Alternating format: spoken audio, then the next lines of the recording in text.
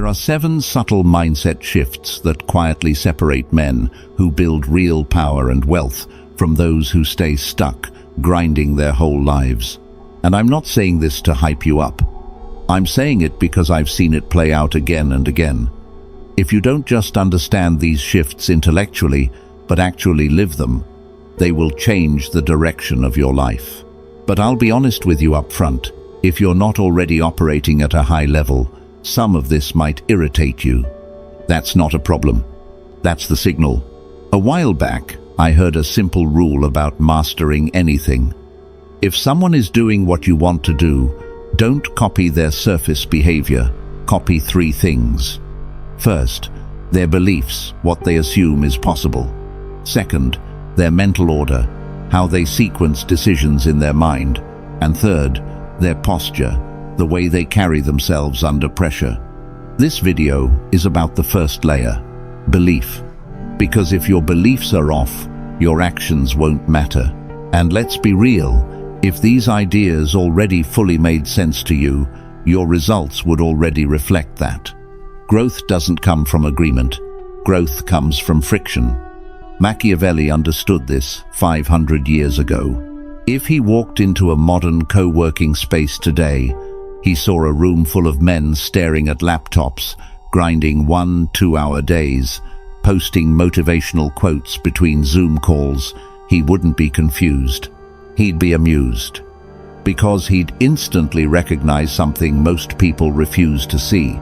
They're moving without direction, busy without strategy, exhausted without progress. He saw the same thing in Florence. Men mistaking activity for advancement.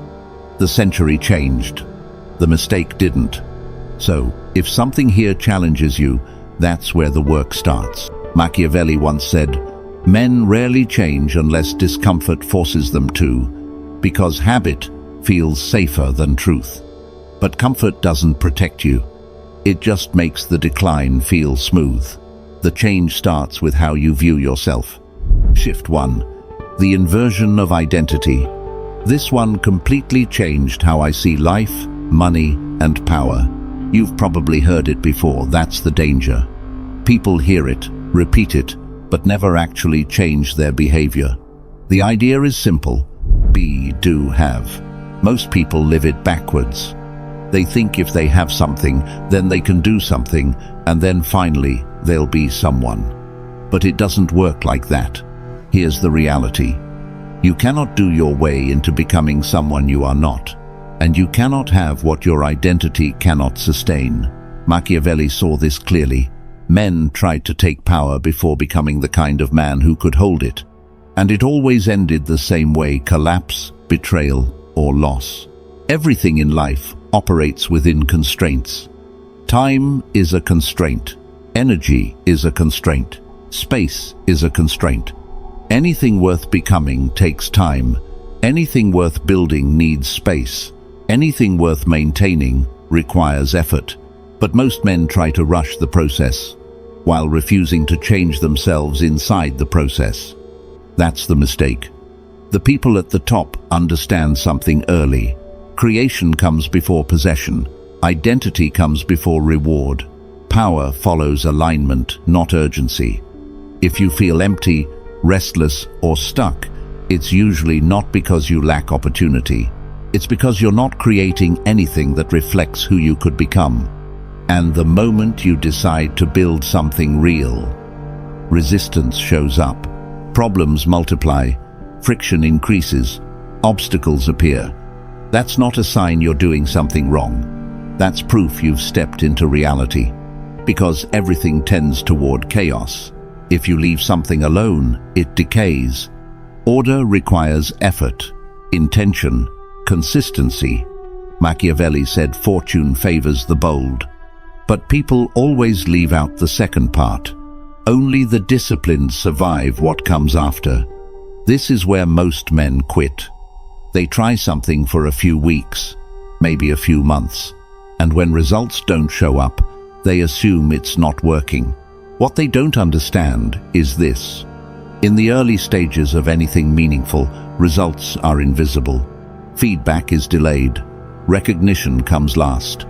I know this because I lived it. There was a period, almost 2 years, where I was building something I believed in, and the world gave me nothing back. No money, no validation, no recognition, just silence. And every morning, I had to make a decision. Do I keep going based on who I'm becoming? Or do I stop because there's no evidence yet? That gap between identity and results is where most people break. Not because they lack talent, but because they don't have patience with themselves. And here's something most people get wrong. When you see someone successful, you assume their money reflects what they're doing right now. It doesn't. Wealth is usually delayed compensation. It's payment for years, sometimes decades of work that didn't pay anything except growth. This is where entitlement quietly kills ambition. People want results early without becoming the person required to sustain them. The men who rise value time more than money. The men who stay stuck obsess over money and waste time without realizing it. That single inversion explains more than talent ever will. Short-term thinking clings to cash. Strategic thinking protects time. And once you really understand this, everything starts to shift. Because after identity comes a harder question. If effort alone isn't enough, then what actually creates results? Before we go deeper, I want you to pause and think about something. Not just hear it, actually sit with it. Ask yourself, what identity have I been performing?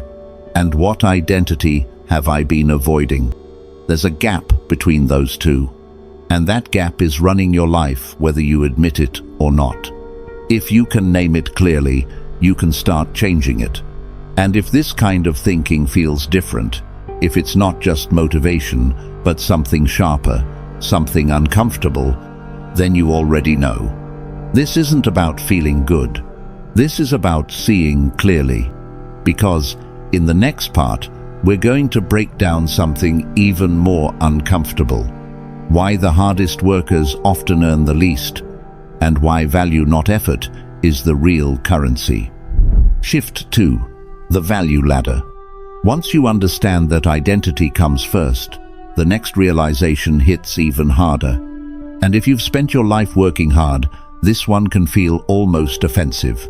Effort alone does not determine outcomes. Value does. And value exists in levels. This is where a lot of men lose years, sometimes decades, without even realizing why. Because not all value is created equal. There are different layers to how humans create value, and each layer is rewarded differently. At the lowest level, you have execution. This is where you trade your time, your energy, your physical effort to get a task done. You show up, you work, you repeat. It's honest work. It's necessary work. Society depends on it. But it has a ceiling. No matter how hard you push your body, there are only so many hours in a day, and eventually, your energy runs out. Think about the guy pouring concrete at 6 a.m. Nobody works harder than him, but his income is tied directly to one thing, whether he shows up. If he stops working, the money stops. That's execution. It's respectable, but it's capped. Above that is coordination. This is where you stop doing everything yourself and start organizing people, systems, and processes. Managers operate here. Team leaders operate here. And here's where people start getting uncomfortable. The person coordinating often earns more than the person doing the physical work. Even if the physical work feels harder, that's not unfair. That's leverage. Machiavelli understood this clearly. Power doesn't belong to the strongest. It belongs to the one who directs strength. And I'll be honest, this was hard for me to accept, because I was that guy. Working harder than my manager, earning less. And I told myself the same story most people do. This isn't fair. And it felt true. But it wasn't complete. What I didn't understand was this. I was being paid for output. He was being paid for decisions. And One good decision before lunch could be worth more than my entire week of effort. That realization didn't make me bitter. It made me strategic. But even coordination has limits. You can only manage so many people before things get messy. That's why a lot of managers hit a ceiling. They're still too close to the work. The next level is where things really change. Communication. At this level, you're no longer trading time or managing people. You're moving people. With ideas, with words, with influence. You shape perception, you frame reality. And this is where money starts to scale. Think about a deal closing in a boardroom. A few sentences, a conversation, a handshake. And in that moment, more value is created than hundreds of people could produce physically in a year. That's not an exaggeration. That's how real money moves. The person in that room didn't lift anything, but they moved everything. This is why salespeople, negotiators, lawyers, creators, and media personalities can earn more in a year than some people earn in a lifetime. Not because they work harder, but because their decisions and words influence massive outcomes. And above that, there's the highest level. Imagination. This is where systems are created. At this level, you don't just communicate, you design. You don't just influence people, you build the environment they operate in. Every app you use, every platform you scroll, every system you participate in, you're inside someone else's imagination. They created the rules. You're playing the game.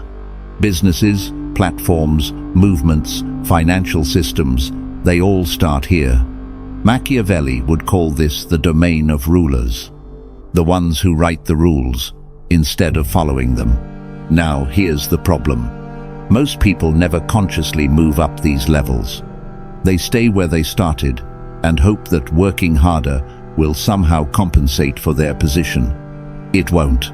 Wealth is not created at the bottom of the ladder, it's created above it. Moving up requires a new mechanic. Shift 3. The leverage principle. It is easier to make a large amount of money in a short time than it is to make a small amount slowly over a long time. That sounds crazy at first, but think about it. Making small money slowly requires constant effort, constant presence, constant survival. Making large money quickly requires leverage, systems, precision. One path scales exhaustion, the other scales impact. I didn't believe this at first either, but once you see it, you can't unsee it. And the reason this idea feels unrealistic isn't because it's wrong. It's because accepting it forces responsibility. Because if it's true, then staying small isn't fate. It's a decision. And most people would rather believe the system is rigged than admit they've been playing at the wrong level. Once this clicks, your standards shift. What used to feel like good money starts to feel inefficient. Not because you're greedy, but because you see the trade-offs more clearly. You stop asking, how can I earn more? And you start asking, what deserves my time? That one question filters out most distractions, and this connects to something else that traps people. But leverage demands total focus. Shift 4. The power of concentration. Too many options. Too many paths. Too many shiny opportunities. The problem isn't lack of opportunity. It's lack of commitment. When you chase everything, nothing compounds. The men who rise do something different. They concentrate. They pick a lane that allows leverage, and they stay there long enough for identity and skill to merge. And when that happens, it looks like overnight success. But it's not. It's compressed time. And here's the uncomfortable truth. If you don't consciously choose to move up the value ladder, life will lock you into the level you tolerate. Not because you can't do more, but because you never demanded more from yourself. So I want you to do something honest. Look at the last 12 months of your life. Not what you think you did, what you actually did. Where did your time go? Were you operating at execution, coordination, communication, or something higher? Because your calendar doesn't lie. And the gap between where you think you are and where your time proves you are, that gap is your reality. And if this is starting to shift how you see things, good. Because in the next part, we're going to break something even deeper. A belief that sounds smart, responsible, even logical, but quietly keeps people stuck for years. The idea that things are too expensive, and why that one sentence shuts down more potential than almost anything else. Once you start understanding value and leverage, another belief begins to fall apart. Which brings us to the lie of comfort. Shift 5, capacity over cost. And this one is dangerous because on the surface it sounds smart, responsible, even rational. The belief is simple. Things are too expensive. You've probably said it more times than you can count. And every time you say it, you shut something down without realizing it. Here's the truth. Nothing is expensive. Things cost what they cost.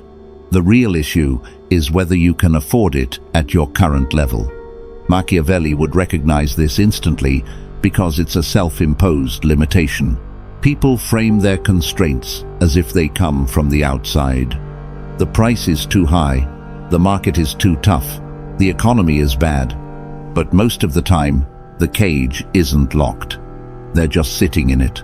Because standing up requires becoming someone they haven't become yet. When you say something is too expensive, you make the object the problem. When you say you can't afford it, you make yourself the variable. And that's uncomfortable, because you can't escape yourself. I used to live inside what I now call make-do logic. If something broke, I fixed it. If something was outdated, I patched it. If something was inefficient, I tolerated it. And I told myself I was being smart. But I wasn't building wealth. I was preserving limitation. Cheap car, constant repairs. Cheap tools, wasted hours. Cheap decisions, expensive consequences.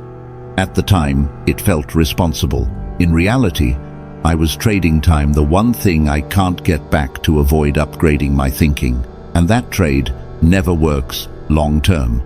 Some of you already know exactly what I'm talking about. You're sitting there doing the math, trying to figure out if you can afford something that could actually change your situation. A course, a move, an investment, a connection, and at the same time, spending money without thinking on things that change nothing. And deep down, you know it's not really about money. It's about permission. You're waiting for your circumstances to tell you it's okay to level up. But they won't. Circumstances don't promote you. Decisions do. People who operate at a higher level think differently. They don't ask, how can I get this cheaper? They ask, how do I become the kind of person for whom this is normal? That question changes everything. It forces growth. It shifts your priorities, your standards, your behavior, because attention matters more than money. If you focus on cost, you stay small. If you focus on capacity, you expand. And this ties into a pattern you see everywhere. Across business, sports, content, money, everywhere. A small percentage produces the majority of results. A few companies generate most of the revenue. A few creators get most of the attention. A few decisions create most of the outcomes. The rest is noise. This isn't unfair. It's structure. Machiavelli understood this power naturally concentrates. Not because someone designed it that way, but because that's what power does. And here's what makes people uncomfortable. Average behavior scales massively. That's why the middle feels crowded. Everyone is competing for the same space. The same jobs, the same opportunities, the same outcomes. And it feels suffocating. But at the top, it's quiet. There's less competition, less noise, more space. And the only price of entry is this: You have to be willing to be different for longer than feels comfortable. That's it. Most people won't do it. Not because they can't, but because the crowd feels safe and the climb feels lonely. Once you see this clearly, your strategy changes. You stop trying to optimize everything, and instead, you start identifying the small number of actions that actually produce results. Because most of what you're doing isn't wrong. It's just inefficient. When you double down on what matters, momentum shows up fast. And this is why the idea of equal outcomes doesn't hold up in reality. You can't equalize results without equalizing effort, focus, skill, and sacrifice. And even then, the imbalance returns. Because productivity comes first, income follows. Yet, most will still hesitate. Shift 6. The invisible cost of inaction. The calculation most people never make. They know the cost of action, but they never calculate the cost of inaction. And that's where the real damage happens. Because inaction doesn't send you a bill today. It sends it later. With interest, opportunities don't come with expiration dates written on them. They show up as conversations, moments, decisions, discomfort. And if you hesitate, they disappear. Machiavelli warned that men don't lose power through attack. They lose it through delay, through standing still while everything around them moves. The same thing happens in your life. You don't destroy your future dramatically.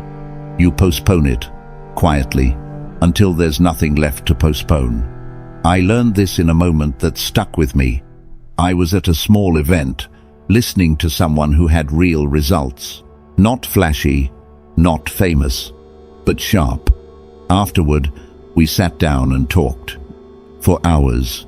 He broke down how his world worked. Deals, leverage, access. And the whole time, part of my mind was doing what most people do, wondering if I belonged there, calculating the gap between his world and mine. When the bill came, he reached for it, and I stopped him, not out of ego, but because I understood something in that moment. If I let him invest in me while I risked nothing, I was signaling exactly who I was. And it wasn't about the money, it was about the message. Was I someone who shows up and takes, or someone who puts something on the table? Later, he told me that moment determined whether he would ever open doors for me. That's how life tests you. Quietly. No announcement. No warning. And those moments compound. Forward or backward. Because sometimes action costs money, but inaction costs years. Sometimes action costs discomfort, but inaction costs identity. Sometimes action costs risk, but inaction costs access to rooms you'll never enter again. People at the top understand this. They pay for speed, they pay for proximity, they pay for information. Not because they like spending, but because they understand time doesn't come back. Short-term thinking saves money and wastes years. Strategic thinking spends money to compress time. Once you stop hesitating, everything becomes a tool. Shift 7. Strategic conversion. Every time you spend money, ask a different question. Not, how do I reduce this? But, how do I turn this into leverage? How do I make this work for me? Most people never ask that, so they never see the answers. You don't need to reinvent your life to do this. Just look at what you're already doing differently. Where you live, what you enjoy, what you're learning, who you talk to. Most people consume. Strategic people convert. Let me give you an example. Someone spends money on food every month. Most people just eat. One person decides to turn those meals into connections. Now, every dinner becomes a meeting. Every restaurant becomes a room of opportunity. Same money. Completely different outcome. That's leverage. That's conversion. And this is why some people build empires from ordinary habits. Not because they're more talented, but because they ask better questions. Consistently. Now here's the part most people struggle with. You won't always get answers immediately. Sometimes you ask a better question, and nothing happens. For weeks, months. And that silence makes people uncomfortable. They assume it means stop. But it doesn't. It means think deeper. Powerful people can sit in uncertainty without running back to comfort. They let ideas mature. Machiavelli said, "Men don't fail because opportunity disappears. They fail because they abandon themselves the moment clarity disappears." And that still applies today.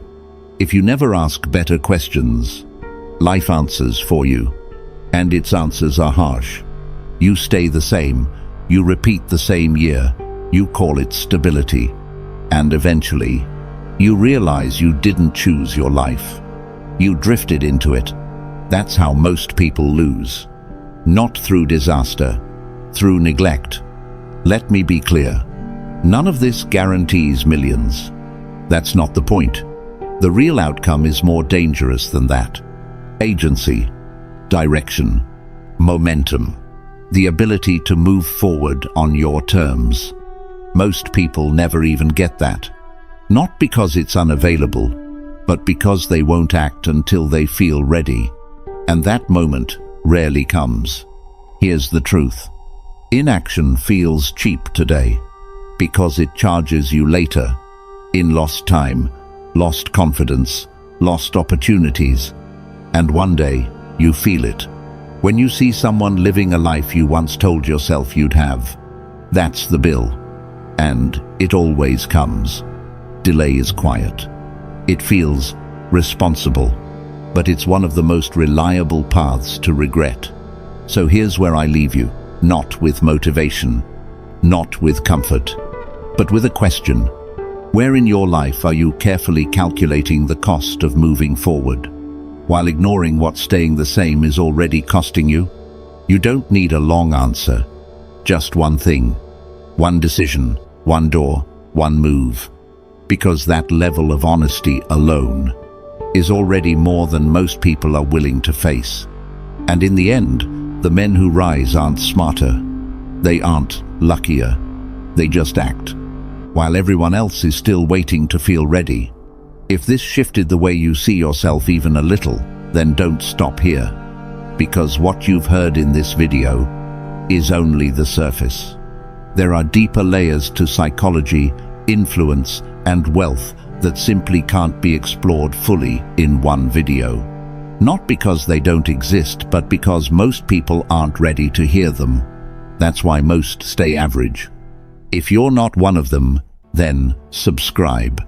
Because every video here is designed to sharpen your mindset, increase your value, and separate you from the crowd. No fluff, no noise, just strategy. Most people will watch this and move on. A few will stay and change. Decide which one you are.